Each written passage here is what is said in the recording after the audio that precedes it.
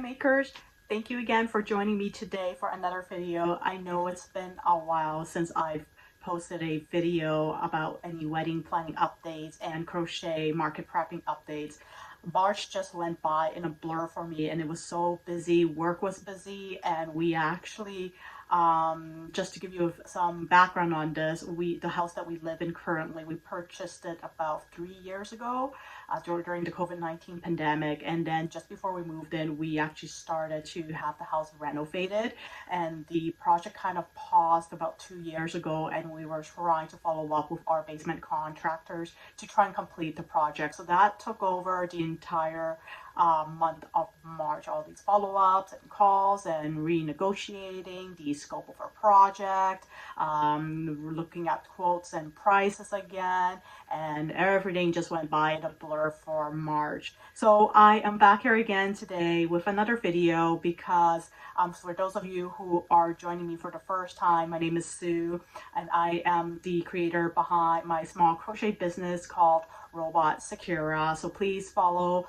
our Instagram page here down below that I will link and get all the updates that you can get. And because it's market prepping season time, and my next market to start off the year for 2025 is going to be tomorrow. Today is Wednesday right now, April 9th, and tomorrow, April 10th, will be my first market to start this year at a university, and I am so excited about it. I cannot wait, and I really do miss attending markets. The last market that I was at was last November for the Christmas holiday, and now I'm back into the swing of things. So today's video, I'm going to be showing you some of the items that I've been working on throughout the month of March to prepare for the market that I will be attending for tomorrow.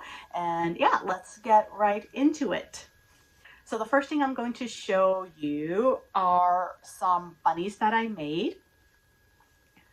So this is actually one of my favorite pattern, and I think it's so cute because the face comes out so chunky, and it's just a really adorable bunny. It feels like a lovey, but it's still a plushy size, and I love how long the ears are. And I'll be linking all of the patterns down below for you in the description box. So if you want to check them out for yourself, that's where you can find the information. So I have one bunny. And in my previous videos, I did show some of these guys that I was working on too, and I decided to make a few more. So here's one in pink, and I think since then I've made about 5 more in various colors. I'm not going to show you all the different color variation, just for the purpose of keeping the video not too long. So I'll just show you one of each color that I made. Some of the items do come in multiple colors. So here's one. So keeping with the theme of bunnies and Easter, because I am going to be treating the market tomorrow as like an Easter market because Easter is coming up in a couple of weeks. I also made a few of these little chicks that are in their eggs. It's the one where they can pop off like this, and again I made them in different color combination, and this is just one of the few that I made. And this pattern is actually really quick and easy. I really enjoy making them, and they are just absolutely adorable. And I love using the furry fluffy yarn to crochet the top, and I think that makes it look really, really cute. And the next thing I'm going to show you is a Mallard Duck. And these are some of my top sellers at market. I did try a different pattern for the Mallard Duck. The previous pattern I was using comes out a little bit more round and more plump. I unfortunately don't have a photo of that to show you, but this is, so I've never used this pattern before to sell, to make a Mallard Duck to sell at a market. So this will be the first one, and we'll see how they do. The next thing that I made are penguins. And this is also a different penguin pattern that I normally do not use for my penguin plushies. And the reason why I actually started making them and using a different pattern is because the ones that I normally sell at my market, they come out a lot smaller. I would say about half the size of this, and I believe I showed a few of those with you in my previous video, so go check out those videos if you would like to see what they look like. And these ones come out a little bit bigger, but they take about the same amount of time to make, so I decided to make some slightly bigger penguin plushies, and these sell really well. Penguins in general sell really well at my markets, so I thought I'd give these ones a try. Okay, the next one that I have here is the classic Loaf cat. And again, I made a few of these cats in different various color combination, and I decided to show you the black one because I have never made a Loaf cat in black before. I do not know why, and so this is my first time bringing a Loaf cat in the color black to a market, and I decided to make a few of the black ones because every time I bring my Loaf cats to a market, somebody always asks, do I have one in black? So I've decided to make one in black, and I use the like the green color type safety eyes, and I think it looks really adorable. Alright, and the next thing that I have to show you are these little sitting bunnies, and I just wanted to throw in a different variation on bunnies at my market. And these ones, again, they're pretty quick to make, and I think they come out really adorable. All bunnies are typically adorable, but these little guys are so plump and kind of chunky and squishy. Next thing that I have here are the little hanging animals, and I've never made hanging plushies before. This is my first time making hanging plushies, but I see quite a few of them in crochet market videos from other YouTubers who are, you know, showing what they usually make and bring to their markets, and they say these are really good sellers at their markets, so I thought I'd give it a try. And next thing that I also made for the market for tomorrow are these sitting bees. So they're just the regular sitting bees with the blush on them. These are quite commonly, you know, found at crochet tables at a market.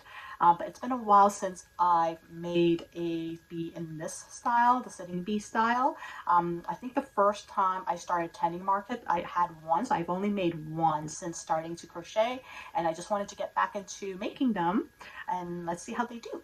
So I also made one jellyfish in this green color, and I used 20mm safety eyes, and I love the color combination for the tentacles, and they feel really soft and squishy, so hopefully these guys will do well. I made one little frog, one mini frog. I only have one because I didn't really enjoy this pattern. The shape of the body came out a little bit differently than what the photo showed, so I just stopped making it, and I just stopped at one green frog.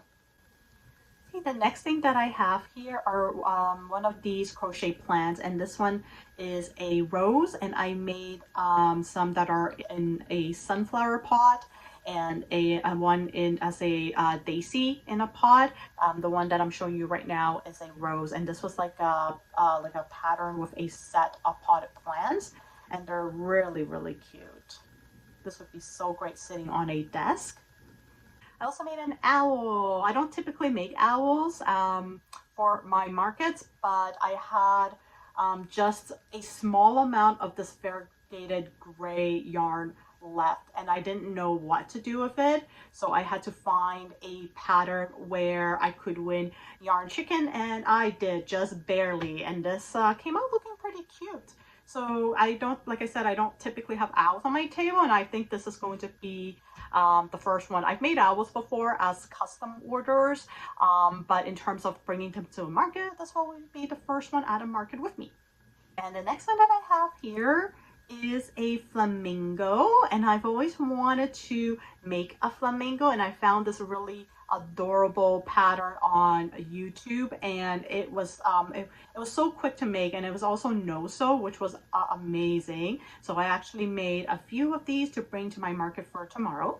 And then I also have a little Junimo. I guess this one is not so little. It's quite round, and like I said, I also made a few of these in a variety of colors. And the one I'm showing you is obviously the green one. And so we'll see how these guys do on my table for tomorrow. I also made more snakes. So this is one of the longer snakes that's in this variegated green color. It's so hard to hold up a snake on camera to show you, but this is what the snake looks like. And I also made a smaller snake, but it's the one with the like twisted body. And these are really quite fun to make because it doesn't require stuffing, and you can just keep going with the same pattern over and over again until you get to the end where you start to decrease and taper off to make the tail. And then the pattern doesn't call for it, but I added a tongue to it because I just think a snake just looks more like a snake with the tongue on. Okay, the next thing that I have here is a baby alien, and these sell really well on my table, and they're very, very popular. Kids just love them, and I really like this pattern in particular because it's quite straightforward. It's very low sew. The only thing you really have to sew on is the head and then the two ears.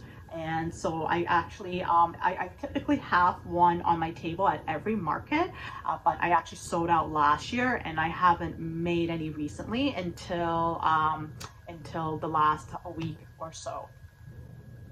And keeping with the theme of Crochet Star Wars plushie,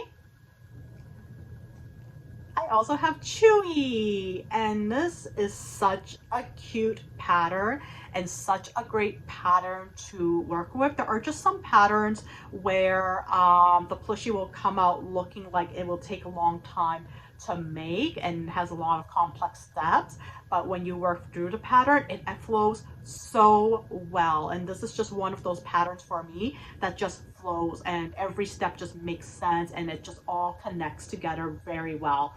It is quite low sew also. The only piece I had to sew on was the head and then the two arms, but other than that, for the size of it and for what it is, it's actually not something that takes long at all. And I do see myself making a few of these in the future because I think that even if they don't sell, they look really great sitting on a vendor table. So yeah, it's Chewy right here.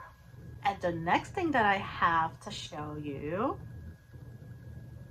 is Nezuko from Demon Slayer. I am so proud of how she turned out, and this was, I have to say, a bit of a nightmare to crochet, not only because there were just so many pieces that had to be done individually and then put together and sewn on, not even sewn on the doll, but sewn together individually and then sewn on. But what really gave me a lot of challenge with this pattern was actually the belt. It took me a long time to get right, and I had to try several different ways to basically make it the way it looks now. The original pattern calls for a felt or a piece of fabric that's cut and then wrapped around the waist. The problem is, if I show you a close-up of it, the waistline, you can see that the waistline actually tapers and narrows as it goes towards the head. And because it narrows, if you just cut a straight felt or a straight piece of white fabric and wrap it around, it actually does not lie flat or flushed against the body. It just kind of sticks out. So what I actually did to get around that was I actually crocheted or made like a crochet piece right here. It's probably hard to see, but this is actually just acrylic yarn. So I use white acrylic yarn, and I just crochet a piece and I wrapped it around to a certain part of the body. I didn't wrap it fully around because if I did, then it would be just like the the felt or the fabric, if I were to cut it out and then wrap it around, I would have a similar situation. So I just used acrylic yarn to crochet a rectangle, and I would say about like halfway through, and then I sewed it on, and then I created individual smaller sections off the belt and then crocheted it on piece by piece so that it lied flat against the body. And that is how I was able to get around it. And it came out looking really well. And then obviously I Cricut cut the red squares and then just glued them on. And this is just a regular like crochet piece using regular chenille yarn. And that was not really a lot of trouble, but really it was the belt that gave me so much difficulty. So if I were to make this again, I'll have to maybe think of a different way to do the belt. Even though this method worked, it took a long time. Obviously, I would say this actually took me just about 3 weeks on and off to finish. It came out looking fantastic though, and I'm very, very proud of it. So here we go. So the last thing that I have to show you is my biggest piece that I made in the month of March. And this is a dragon, a jumbo dragon. Check it out. It is so big that I don't even know how to show this to you on camera. So I'll just slowly let it flow through the camera so you can look at every detail, or as many details as you can, ending with the tail. And it is huge. I actually bought this pattern, I would say about 2 years ago, and I just haven't had a chance to actually make it. And I was suddenly, just in the mood to crochet dragons. So I thought, this would be a great opportunity. And I also had this giant, and I think this is a size 7 bulky yarn. It's the Premier yarn. I don't remember the name of it, but it's one of the Premier chenille yarn, but in the size 7 bulky size. I had those lying around. I just didn't know what to do with them, so I just used them to make dragon. So that is what I made for the month of March, and even though this is what I made for the month of March and I have a market tomorrow, I was checking my inventory from last year this morning, and I actually have more than enough, not including the items that I crocheted in March. And so I will take some of the items with me for tomorrow, but not everything. I haven't decided what to bring with me yet, but I won't be taking everything with me for tomorrow, only because I don't want to bring, it's more of a pop-up market, and I'll be given a 6-feet table, and I don't want to carry so many things because I'll have to, it's downtown, so I'll have to park somewhere off the campus of the university, most likely, and then I would have to drag everything, unload everything, and bring it to the area where the market is being held. So I want to limit as many things I need to bring as possible. But I'm very excited, and I'm really looking forward to the market tomorrow. I really hope it's a good one. It's indoors, so I don't have to worry about weather or anything like that. So yeah, I'll bring you along with me to the market for tomorrow and take a couple of videos, some pictures, and I'll come back here tomorrow, and then I will give an update on how the event went.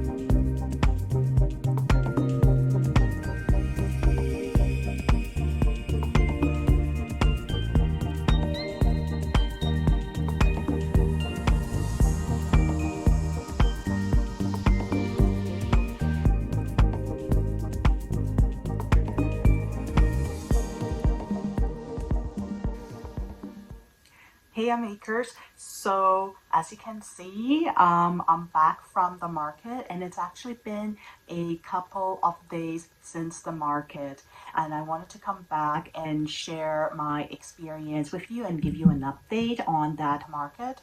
To be honest, I debated whether I should even film this because it was a very disappointing market for me. So I guess I decided that I will share my experience with you because it is important to talk about both positive and negative experiences as a business owner so that, you know, we can all learn from this and grow from this and remind ourselves that even though we have an experience that is not what we expected or didn't live up to our expectations, it's still very important to keep pursuing what you love doing and to pursue your dreams and to just keep going at it. So again, this was a market that was held at a university, and I applied for it because I did hear good things about the events that this organizer put on, and they primarily go to universities. So the general population for buyers would be most likely professors and university students. However, at this particular event, which was more of a pop-up event, there were roughly around maybe 30 vendors or even less than that at this event. And first of all, the foot traffic was very low, lower than what I'd expected. Many students walked in, browsed around, and then left. There weren't very many who were engaged with, you know, my table, and I can only speak from my experience, of course. But at this market, many of the students that I'm guessing that they are students because we were located right on the campus of the university, and many of them were wearing their university jackets from the department that they were studying in. So many of them would stop by at the table, just glance around, and then just walk off, and that was it. So I sold 2 items in total at this market. I don't remember what the booth fee was, but it was high. It was over $200. I want to say with tax, it was roughly around 204, 214 in that ballpark. And because it was a university campus, there was no parking, so we had to park at the university, which was $18, and everything is in Canadian dollars because I live in Canada. So all in all, it was over $200 in terms of just the table alone and then parking. So I obviously didn't even make half of that table booth back, which was what is very disappointing. Even at an event, if there was very low traffic, my goal is always to at least make the table fee back. And if it's a very high table fee cost, then my goal is usually to make half of that, but yet gain exposure. At this event, I don't think I did that. I don't think I gained much exposure, and I didn't even make half of my table fee booth back. So that is what was really disappointing for me. So I'll go over the items that I did sell, and if I have a picture of it, I'll post it here to show you. So the first item that I sold was a white mouse, and that was to the organizer themselves. And the second item that I sold was a pink bunny.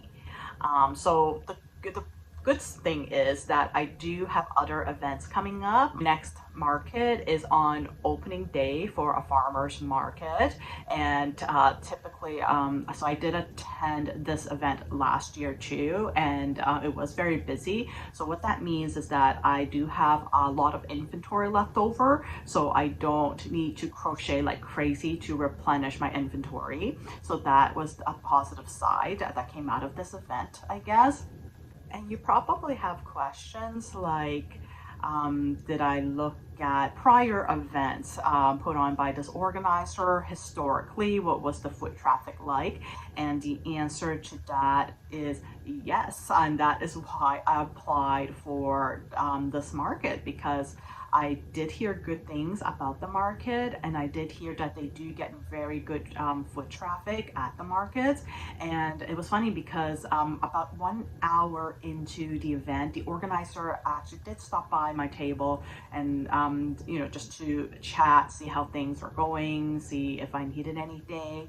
And they did share that they were very surprised by the foot traffic even 1 hour into the event. And they said things like, I don't know what's going on, but usually we get a lot of people coming in. There's usually lineups. This is not the first time that they'd held an event at that particular venue and location, which is true. I did see previous videos about similar events in the past that were held at that venue, and and the room was usually packed based on the videos. And he even admitted that he was starting to feel worried, like they don't know where people are.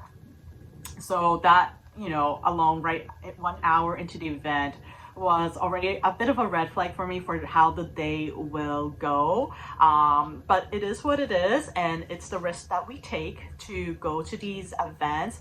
If we're lucky, we might come out of it selling a lot of inventory, a lot of items, but there are events that will be a flop. And in this case, unfortunately, it was a bust. And because it fell on a weekday, I had to take time off from work in order to attend the event. I took a couple days off before the event and then another day off after the event just to recuperate. And as you guys, if you have been following my videos to date, I am planning a wedding, my wedding in August. And those days off I could have used towards my wedding instead. So they were wasted in that respect. But that's okay. I am looking forward to the next event that I have coming up. It is going to be on May 10th. So I do have a couple more weeks to prepare for that. But like I said, also, I do have a lot of inventory left over from this particular market that I just attended because I only made 2 sales, which was fine. It just means that as I get closer to my wedding and if I start to get more market events that are lined up for me, it just means I have a lot of inventory to carry over, which won't affect my wedding planning at all. So hopefully that is how things will go, and that's all I have for today. So thank you so much for joining me today and following up, if you were following up to see how the market went. And unfortunately, I didn't have good news to share. The market was a bust. I'm not someone who will, point fingers at whose fault it was and things like that. I'm just not like that at all. I just want to share what I went through and how the market went. And as you can see, based on the video I shared in terms of, what the event looked like, that was pretty much the same throughout the event. It was held from 12 to 5 o'clock. And that was pretty much the stream of traffic that you saw in the video. There might have been a few more, like a bit of a spike in terms of like maybe 3 more people were in the room, but that's pretty much it. So yeah, so again, thank you so much for joining me here today. If you want to continue to follow me along with my wedding planning journey and my crochet business journey, please hit the subscribe button, like this video below, and maybe share a comment if you have been through similar experiences with any, negative or any experiences with going to markets that didn't live up to your expectations. How you felt about it, because really it made me feel really bummed out after following the market after a couple of days, which is typically, I guess, something that we can all feel if a market didn't go well. But let me know what you did to kind of boost your confidence back up, and any tips that you can share. I would greatly appreciate that. So I'll see you guys in the next video that I'm hoping to make in the next couple of weeks to share any updates on wedding planning and any updates on new items that I've crocheted for the next market on May 10th. Okay, have yourself a good day, and I'll see you later. Bye.